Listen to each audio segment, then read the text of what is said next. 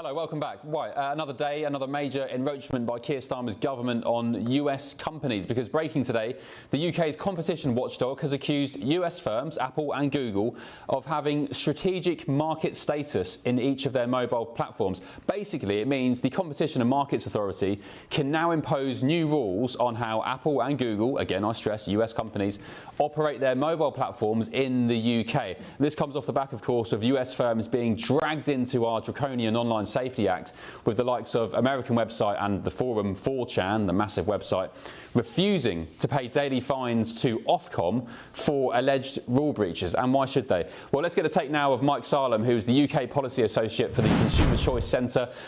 Mike, you submitted a letter to the CMA on this decision, just in layman's terms, because this can get quite complicated and bogged down in detail.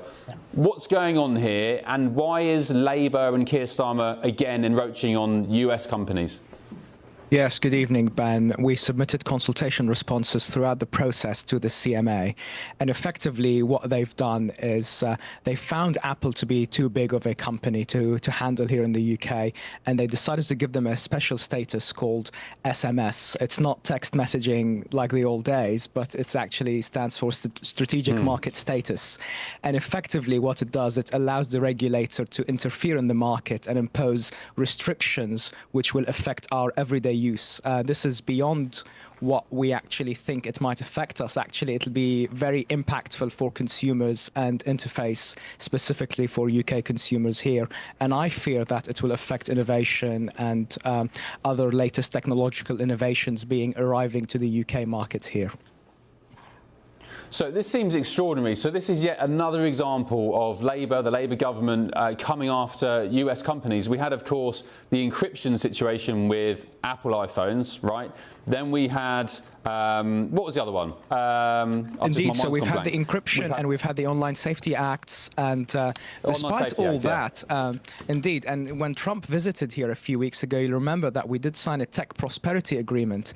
So what I do find is very puzzling how on the one hand, we are very happy, Trump is very happy to engage with us on this, and then on the other hand, we're being very strict to US companies. So I'm sure that the Americans will take notice of today's decision, and there will certainly be conversations being had in the back rooms to actually assess how bad it is. If you remember with the encryption case, which we were very active on as well here at the Consumer Choice Centre, in fact, the NSA in the US had to interfere in the UK to tell them to back off, because not even the MI5, not even the FBI were engaging in this. So it's really peculiar to see how the government and the regulators here in the UK are trying to encroach on US firms. And this is concerning not just for us as citizens, for privacy, for security, but also for accessing latest innovation and allowing true consumer choice to be achieved in the market. Yeah, and also Labour at the same time as they're doing this, well, not Labour, but the police under Labour's authority, their government, arresting people like Graham Linehan at airports. Graham now lives in Arizona in the US. He tweeted on a US platform and he's getting pinched by armed police at Heathrow.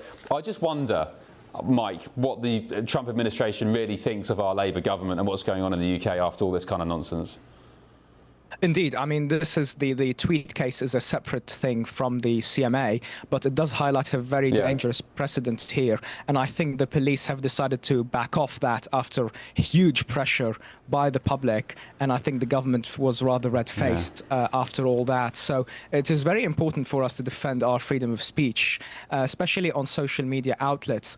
And what the government seems to forget is that these are all private platforms. Just because we all tweet on them, it doesn't mean that they are a public platform for the government to regulate on. And actually they are owned by private companies, and they've got to be very careful because they can't give one company advantage and over the other. So by regulating strictly against one company, you risk giving the other unfair advantage. And fundamentally, we all care about our rights, and any encroachment on our freedom of speech, freedom of access to latest technology will just leave us all worse off. And I really urge the government to rethink their tech policy on these heaps of issues, because it's very important for us to be a leading stage on this platform. All right, Mike. Mike, thanks very much. Mike Salem, you are the UK Policy Associate for the Consumer Choice Centre. Labour